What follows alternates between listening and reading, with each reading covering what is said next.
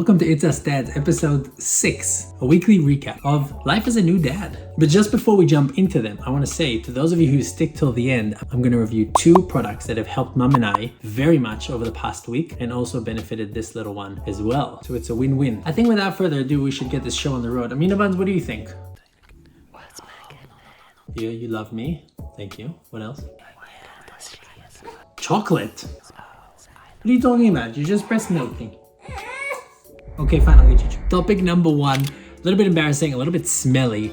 Let's talk about SHARTS. Yeah, shart, like a shit and a fart at the same time. It's 5 a.m. Mom wakes me up and she asks me to change baby's diaper. And I'm like, why? You know, in the middle of the night, the last thing you want to do is start playing around with poop. Oh no. But she told me that she heard baby fart. So assuming every fart has poop in it, we can change it. So I was like, okay, fine, if you can't wait. I open it up, it's dark, I'm very tired. And within less than a second, I get a shart on me and and there's shit all over my hand. It's not that big of a deal. It's gonna happen to everyone. All parents will be sharted on, but my lesson was, just because mom heard baby fart doesn't mean that the session is over, if you know what I mean. Like there could be multiple. So wait maybe 5 minutes, 10 minutes after you hear a whole session of farting and pooping, just to make sure you avoid any aftermath surprises. Trust me, I have experienced it unfortunately, and some things in life you gotta learn from others' mistakes. Topic number 2, speaking of babies' struggles, from the bows, let's move to the noises. And the interesting thing about babies, from what I've realized, is that there is no sound in the early, at least 6 weeks, that is produced by them for no reason. There is always a reason. And I made a mistake. I oversaw her noises and her struggles. And I was like, come on, you're just making more noises. It's so annoying. I changed your diaper. I fed you. You don't have any gases. Like, I've done everything. You've slept. What do you want from me? Just deal with it yourself. There'll be moments where you're like, I don't want to deal with this, and it's just a baby and the baby will figure it out. And so I paid for this mistake because I didn't listen to her cues, and by ignoring them I found the couch filled with breast milk. She was literally like a volcano, and I felt so bad when I not only saw the damage but knew what she experienced. She was uncomfortable and I ignored it. So my lesson here, don't oversee the sound that your baby makes. Try and understand what it is that they are communicating to you, the needs that they need to be helped with, because there's always a reason. So okay, we covered shit, we covered breast milk. What's next on the list? Topic number 3. It's amazing how many of these learning points occur at night or revolve around nighttime. Here's a little hack for a feeling that everyone will probably experience, and that is sleepless nights, or maybe the right word is interrupted nights. Maybe it's actually uninterrupted nights. And all of us, before having children, we know that magical feeling of, oh, I'm going to sleep now. I'm not turning on my alarm. And we'll just see how my body reacts when it wants to wake up. That's a great feeling. I think there's like a subconscious or a secondary experience that I'm recognizing now, and that is going to sleep without any worries, or knowing that you're just gonna sleep, nothing else. What do I mean by that? Every night now when I go to sleep, I know I'm gonna be interrupted. I know I'm gonna be woken up. I know I'm gonna have to be picking her up, walking with her, burping her.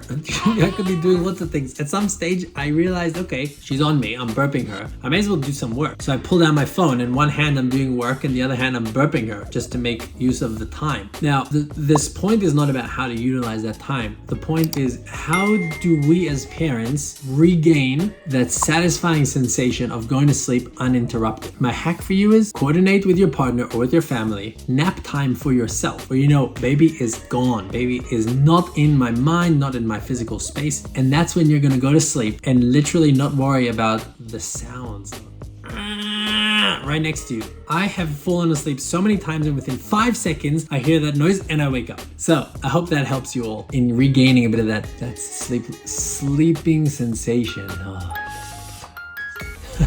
Topic number 4, I've spoken about this in previous videos. There's this external pressure by other parents and society to fully immerse yourself in the experience of being a parent. Always be there by your baby, do everything with your baby so that you're present and you're there and you're experiencing. And what happened this week was I suddenly realized, oh my goodness, Amina doesn't fit into her onesie anymore. Her first ever onesie, she's too big now. And it made me think about whether I have been invested and immersed enough in her life so far that suddenly this first big growth spurt and bam, I didn't even notice it? And the answer is yes, I do feel it. I feel I'm in a good place because I have made the most of my time with her. I haven't been with her all the time, but I've made the most of my time with her. And that's an important differentiation. Yes, I did it. That's a big word. Between those two, making the most of your time. Don't be too pressured to be there all the time. Things are going to change faster than you know it. Just check in with yourself. Am I making the most of the time that I'm spending with my baby? If the answer is yes, you're doing well. If the answer is no, just adapt, change. Your best reference point in this game of parenthood is yourself. Others have their own experiences. Check in with yourself. I hope that helps.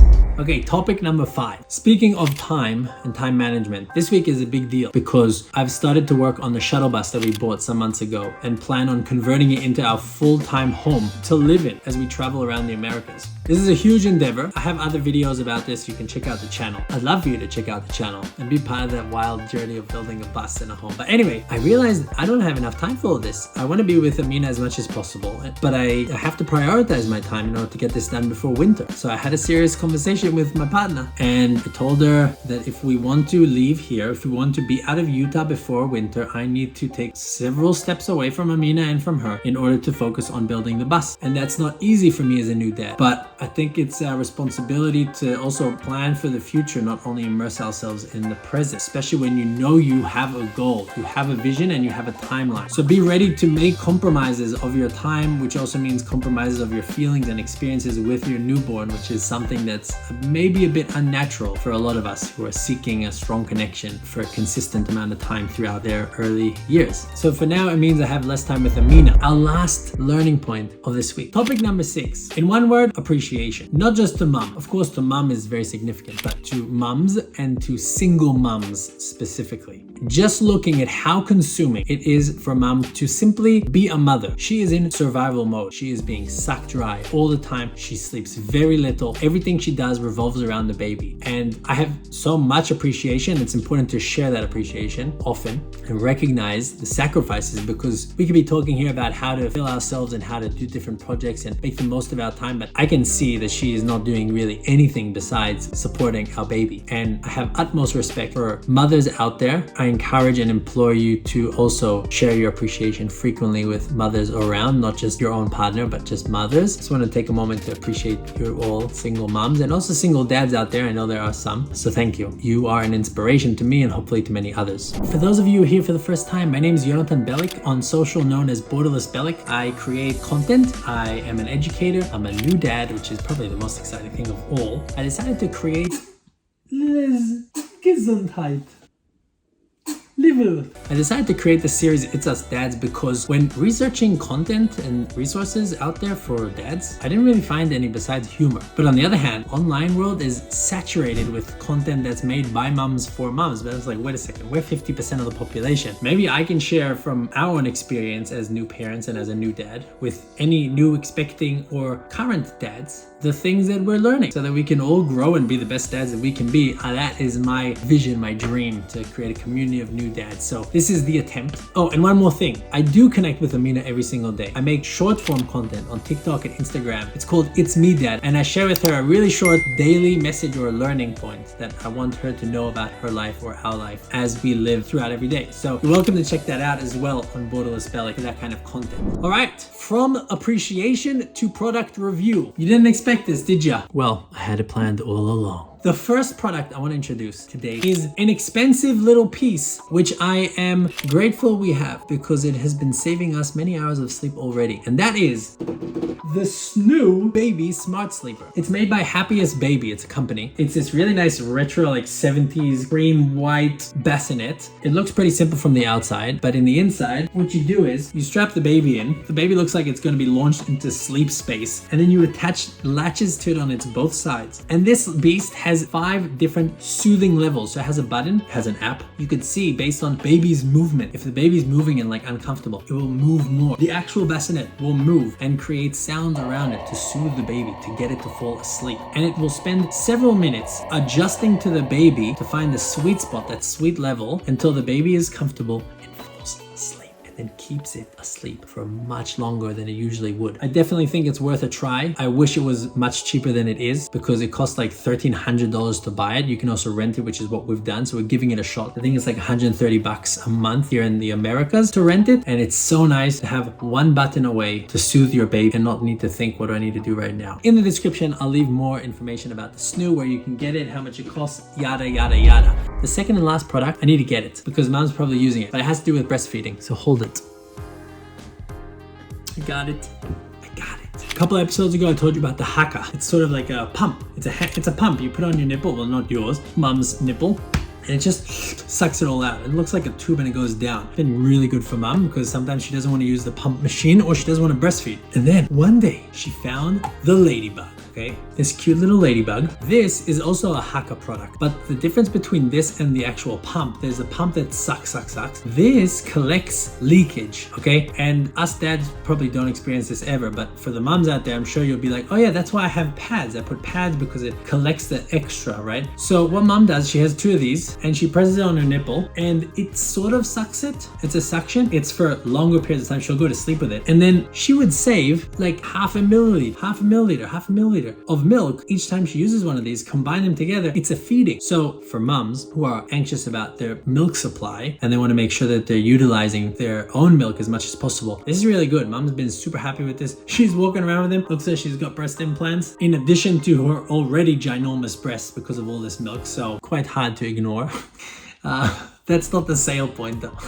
That's just an anecdote. So the Haka Ladybug Milk Collector, I'll link it in the description. Or I'm gonna give it back to her and bring Amina Buns. Look who's back, Amina Buns. Amina Buns and I want to thank you all for watching. Right, Amina?